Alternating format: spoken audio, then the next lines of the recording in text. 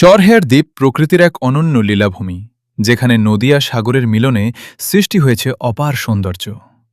বিস্তীর্ণ বালুচর, সবুজ গাছপালা আর পাখির কোলাহল মিলিয়ে দ্বীপটি যেন এক জীবন্ত কবিতা। ভোরের সোনালি রোদে জলরাশি ঝলমল করে ওঠে, আর সন্ধ্যায় লাল আভায় আকাশ ও নদী একাকার হয়ে যায়। জেলেদের জীবন সংগ্রাম, নৌকার ছন্দ আর ঢেউয়ের মৃদু শব্দ এই দ্বীপকে করে তোলে আরও রহস্যময় ও প্রাণবন্ত। চরহেয়ার শুধু একটি ভূখণ্ড নয়, এটি মানুষের আশা, সংগ্রাম ও প্রকৃতির সাথে সহাবস্থানের এক মর্মস্পর্শী প্রতিচ্ছবি। প্রিয় বন্ধুরা, চরহেয়ার ভ্রমণের তৃতীয় পর্বে আপনাদের স্বাগত জানাচ্ছি। দ্বিতীয় পর্বটিতে আমরা শেয়ার করেছি আপনাদের সাথে চরমন্তাজ থেকে চরহেয়ার পর্যন্ত ভ্রমণ। আমরা চরহেয়ারে প্রায় দুপুর 12টা নাগাদ পৌঁছাই। তারপর আমাদের ব্যাগেজগুলো কটেজে রেখে আমরা সিদ্ধান্ত নেই যে আমরা খাবার খাওয়ার আগেই গোসলটা সেরে নেব। তাই সকলে মিলে চলে আসি সৈকতে, এবং সৈকতে এসে আমরা গোসল সেরে তারপর আমরা চলে যাই খাবার খাওয়ার জন্য। দুপুরের খাবারে আমরা সকলেই সাগরের একেবারে তাজা মাছ দিয়ে সবজি, ভর্তা, ডাল ইত্যাদি দিয়ে একেবারে উদরপূর্তি খাবার খেয়ে আমাদের এখন গন্তব্য হচ্ছে আমরা আজকের যে চরহেয়ারের যে ম্যানগ্রোভ বনটি রয়েছে সে বনের প্রকৃতির যে বৈচিত্র্যপূর্ণ সৌন্দর্য তা এক্সপ্লোর করা। তো চলুন আমরা আপনাদেরকে সাথে নিয়ে আমাদের এই ম্যানগ্রোভ বনের যে এক্সপ্লোরেশন সেটা করতে চলে যাই। Hear that two-tone humming, headed out to the highway. I should have seen it coming for the years left in the dust. But after all the lessons learned, it would end the both of us. দূর করার জন্য এক cup চা জরুরি। আমরা এই টংটিতে চা খেয়ে বেরিয়ে পড়ি আমাদের নৈসর্গিক সৌন্দর্যের আধার চরহেয়ারের ম্যানগ্রোভ বনের বিচিত্র সব সৌন্দর্যকে এক্সপ্লোর করতে। প্রিয় বন্ধুরা, বনের ভিতরে প্রবেশ করতেই নবীন বৃক্ষরাজি আমাদেরকে স্বাগত জানায়। আমরা আঁকাবাঁকা মেঠোপথ দিয়ে বনের গহীনে প্রবেশ করি, আর যত গহীনে প্রবেশ করি ততই এই বনের যে প্রকৃতি তা আমাদেরকে বিমোহিত করে। বিচিত্র রকমের বৃক্ষের সমাহার আর বৈচিত্র্যময় সৌন্দর্য সব মিলিয়ে এই চরহেয়ারের ম্যানগ্রোভ বন যে কাউকে মুগ্ধ করবে। Man, it feels like yesterday when she was looking out that way. বর্ষাকালে দ্বীপের রূপ আরও রহস্যময়। কালো মেঘের ছায়া, উত্তাল জলরাশি আর বাতাসের গর্জন মিলিয়ে যেন প্রকৃতি এখানে নিজ মহাকাব্য আবৃত্তি করে। আবার শীতের সকালে শিশির ভেজা ঘাস আর কোমল রোদ দ্বীপটিকে করে তোলে শান্ত, স্নিগ্ধ, ধ্যানমগ্ন। চরহেয়ার শুধু একটি দ্বীপ নয়, এটি সাগরের বুকে জন্ম নেওয়া এক নীরব সৌন্দর্য, যেখানে প্রকৃতি তার আদিম রূপে ধরা দেয়, যেখানে মানুষের কোলাহল কম অথচ বাতাস, ঢেউ, পাখির ডাক আর সন্ধ্যার নিস্তব্ধতা মিলিয়ে সৃষ্টি করে এক অনুপম সাহিত্যিক অনুভব, যেন পৃথিবীর শেষ প্রান্তে বসে প্রকৃতি নিজেই কবিতা লিখছে।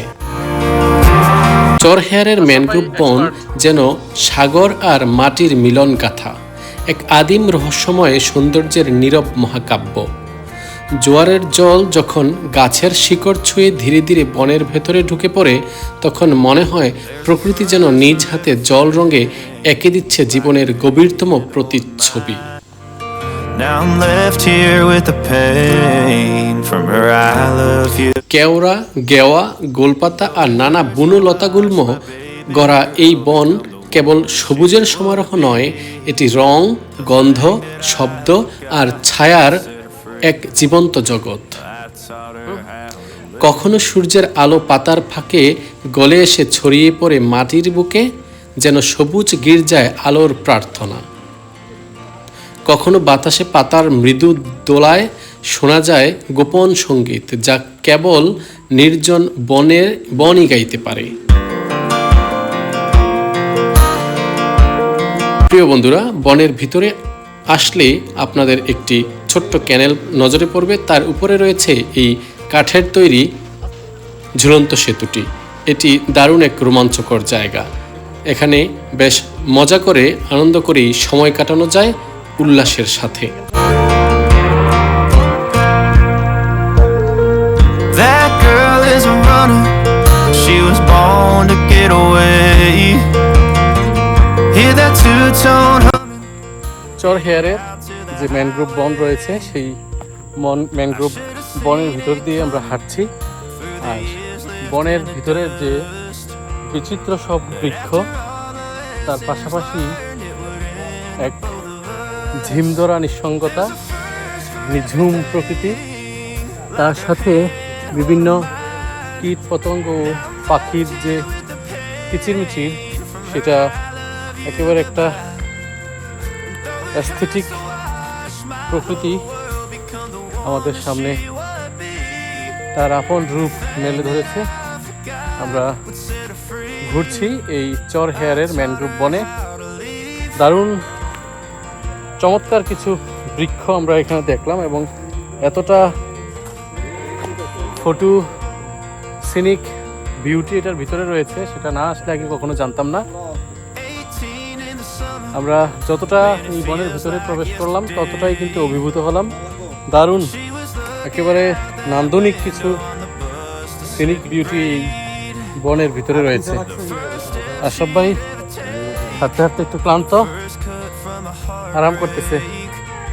ভাই অসাধারণ, না আসলে মানে মিস হয়ে যেত একটা ফিলিং না আসলে আসলে বোঝা যাবে না। মানে আমরা তো এই পাথরের শহরে আমাদের জীবনটাকে আমরা যান্ত্রিক করে ফেলেছি। হ্যাঁ, মানে প্রকৃতির সান্নিধ্যে মাঝে মধ্যে আমাদের এখানে আসতে হচ্ছে। নৈসর্গিক যে আপনার প্রশান্তি আমাদের মধ্যে রয়েছে, এটা আমরা আসলে কখনো ফিল করতে পারবো না যদি আমরা প্রকৃতির মাঝে নিজেকে হারিয়ে না ফেলি। আসলে আমার বারবার হারিয়ে যেতে মন চাচ্ছে।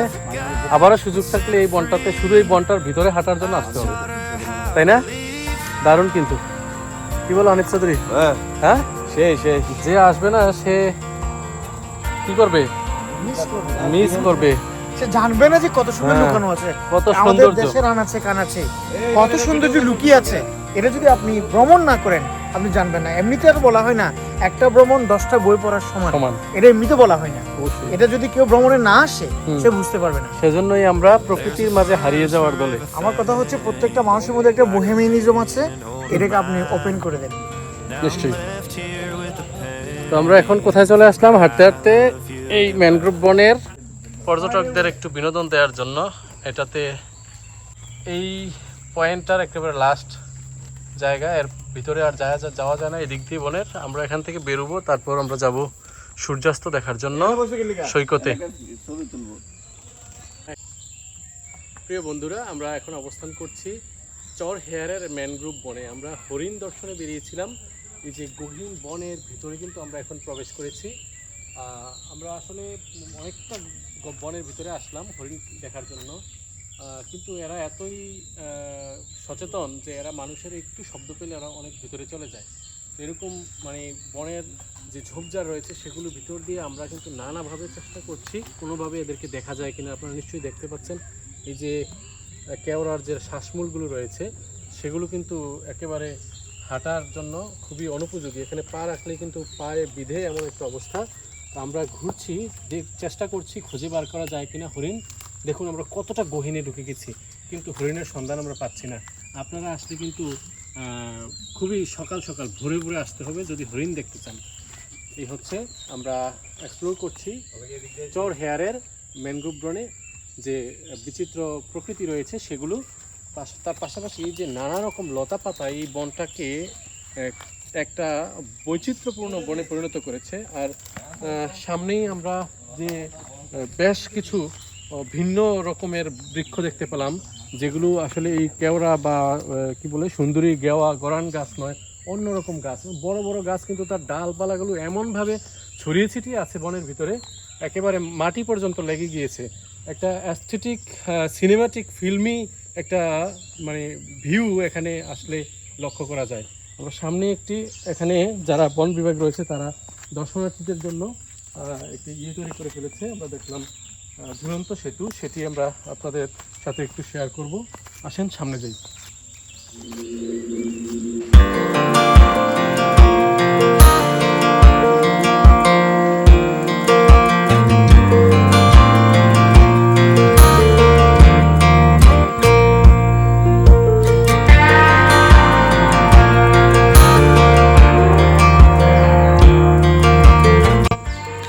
ম্যানগ্রোভের শ্বাসমূলগুলো কাদামাটির বুক চিরে উঠে থাকে, যেন প্রকৃতির অগণিত জাগ্রত আঙ্গুল, যারা সাগরের প্রতিটি ঢেউকে অনুভব করে।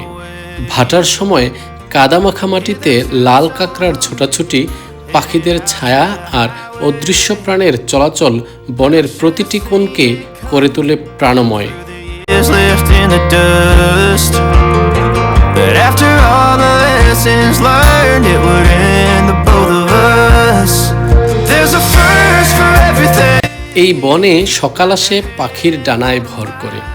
অচেনা পাখির ডাক, জলছোঁয়া বাতাস আর শিশির মাখা পাতার গন্ধ মিলিয়ে যেন বনভূমি জেগে ওঠে এক নতুন কবিতায়। My whole world become the warm as she. দুপুরে সবুজের গভীরতা আরও গাঢ় হয়, আর সন্ধ্যায় অন্ধকার নামলে বন হয়ে ওঠে রহস্যের রাজ্য, যেখানে বাতাসও যেন ফিসফিস করে কথা বলে। বর্ষায় এই ম্যানগ্রোভ যেন আরও আপন রূপে ধরা দেয়। জোয়ারের ফুলে ওঠা জল, শিকড় জড়িয়ে থাকা স্রোত আর বৃষ্টি ধোয়া পাতার দীপ্তি মিলিয়ে মনে হয় বনটি সাগরের কোলে ভাসমান এক স্বপ্নপুরী। Looking out that window on the bus to second grade. ঘুরতে ঘুরতে আমরা এখন একটি তৃণভূমিতে চলে আসছি, যেটি একটা মাঠের মতো রয়েছে। এখানে মহিষ, তারপর গরু, গবাদি পশুগুলো চড়ানো হয়। দারুণ একটি মাঠ। দেখুন চতুর্দিকে এই অসাধারণ গাছগুলো রয়েছে, আর মাঝখানে হচ্ছে এই মাঠ। মাঠে সময় কাটানোর জন্য দারুণ একটি জায়গা এই চরহেয়ারের ম্যানগ্রোভ বনের সমুদ্র সৈকতের পাশে। পশ্চিম পাশে যে সমুদ্র সৈকতটি রয়েছে তার পাশেই কিন্তু এই মাঠটি রয়েছে। দারুণ একটা জায়গা আসলে। বিকেলটা এই বনে কাটানো, তার সাথে শেষ বিকেলে সূর্যাস্ত দেখা সমুদ্র সৈকতে, সব মিলিয়ে অসাধারণ একটি জায়গা। একটি আদর্শ দর্শনীয় জায়গা, যেটা দরকার একটা দ্বীপের জন্য, সেই সকল অনুষঙ্গই কিন্তু এই চরহেয়ারের দ্বীপে রয়েছে। ক্যাম্পিং, তারপর ম্যানগ্রোভ বনের গহীনে বন এক্সপ্লোর করা, আর অ্যাস্থেটিক কিছু ভিডিও ফটো শ্যুট করার জন্য অসাধারণ কিছু জায়গা। তার পাশে এই বিশাল চারণভূমি, আর এই পাশেই কিন্তু সৈকত। আমরা যাচ্ছি সৈকতে। এই যে সূর্য কিছুক্ষণ পরেই অস্ত যাবে, আমরা সেই সূর্যাস্ত দেখার জন্য যাচ্ছি। দারুণ, দুর্দান্ত এবং একটা মেন্টালি রিফ্রেশ হওয়ার মতো দিন আমরা কাটাচ্ছি এই চরহেয়ারে। পটুয়াখালীর রাঙ্গামালী উপজেলায় অবস্থিত এই চরহেয়ার যে দ্বীপটি। প্রিয় বন্ধুরা, বন থেকে প্রায় 1.5 কিলোমিটার দক্ষিণ পশ্চিম দিকে হেঁটে আসলে এরকমই নান্দনিক কতগুলো কটেজ আপনারা পাবেন, যেখানে আপনারা স্বল্প খরচে রাত্রি যাপন করতে পারেন, উপভোগ করতে পারেন এই সৈকতের সূর্যোদয় এবং সূর্যাস্ত।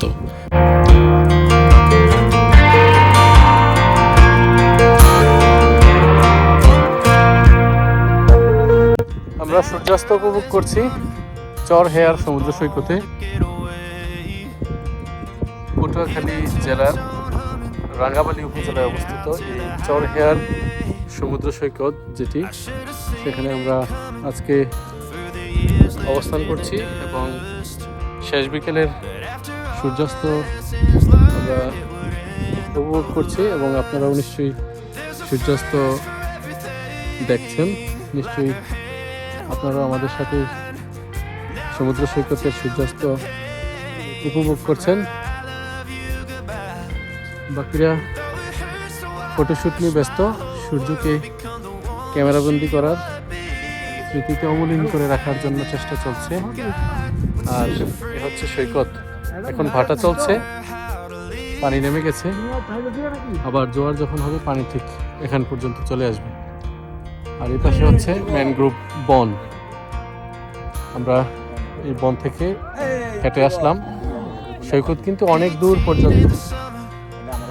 আজকে থেকে 100 বছর আগে কিন্তু এই চরগুলো ছিল না, পলি পরে এই দ্বীপগুলো তৈরি হয়েছে। ধীরে ধীরে কিন্তু সামনে আমরা যে সাগর দেখতে পাচ্ছি সেদিকেও কিন্তু আরও এরকম 20, 50, 100 বছর পরে আরও এমন বেশ কিছু দ্বীপ গড়ে ওঠার সম্ভাবনা রয়েছে। কারণ উত্তরের যে প্রবাহিত নদী সেগুলোতে প্রচুর পরিমাণে পলি বয়ে এনে কিন্তু এই দ্বীপগুলো তৈরি হয় নদী এবং সাগরের মোহনায়। তো এই হচ্ছে চর পেয়ারের সমুদ্র সৈকত। দুয়ারজালা হাঁস মাংস দেখা যায়, দেখা গেছে। এই হচ্ছে আমাদের শেফ। চাচার নাম কি? আনোয়ার হাওলাদার। আমরা আছি চর হেয়ারে।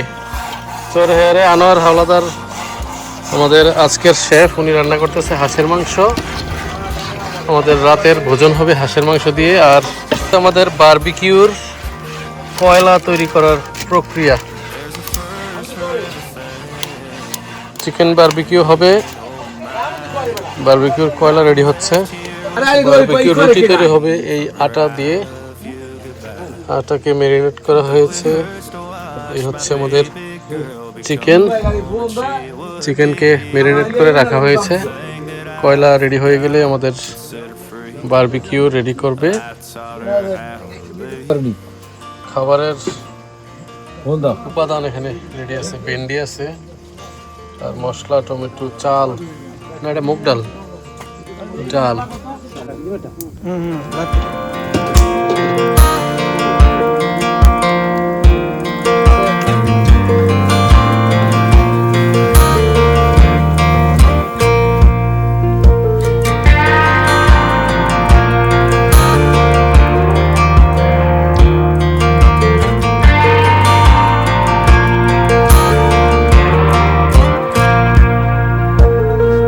That girl is a runner, she was born to get away.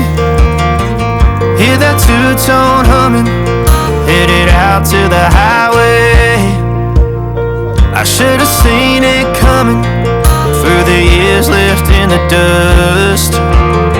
But after all the lessons learned, it would end the both of us. There's a first for everything, like a hand holding mine.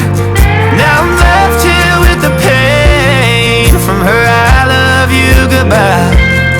And though it hurts to watch my whole world become the one she প্রিয় বন্ধুরা, রাতের খাবার খেয়ে আমরা প্রায় 2টা বাজে আমাদের আজকে রাত্রি যাপন করছি চর হেয়ারের এই তাঁবুতে। একটি তাঁবুতে আমরা 2 জন করে রাত্রি যাপন করছি। এখানে রাত্রি যাপনের জন্য যথেষ্ট নিরাপত্তা রয়েছে, যা আপনাদের ভ্রমণকে আরও স্বস্তি দিতে পারে। তো তুফাইল স্যার ঘুমিয়ে গেছে, আমিও ঘুমিয়ে যাব। আপনাদের সাথে কথা হবে সকালবেলায়। the first step she'd ever take. Char হেয়ারের mangrove বন শুধু প্রকৃতির আশ্রয় নয়, এটি এক নীরব সাহিত্য, যেখানে প্রতিটি গাছ এক একটি কবিতা, প্রতিটি শ্বাসমূল এক একটি উপমা, আর প্রতিটি ঢেউ প্রকৃতির লেখা চিরন্তন পংক্তি। প্রিয় বন্ধুরা, আপনারা দীর্ঘ সময় যাবৎ আমার সাথে ছিলেন এবং এই চর হেয়ারের নিসর্গ প্রকৃতি উপভোগ করেছেন। আজকের ব্লগটি আমরা এখানেই শেষ করছি। এর পরের পর্বটিতে আপনাদের সাথে শেয়ার করব চর হেয়ারের থেকে আমাদের চর মন্তাজ পর্যন্ত ফিরতি যে যাত্রা এবং সকালের প্রাকৃতিক সৌন্দর্যটা আপনাদের সাথে তুলে ধরব। তো আপনাদের ভিডিওটি যদি ভালো লাগে শেয়ার করবেন এবং আমার চ্যানেলটি সাবস্ক্রাইব করবেন।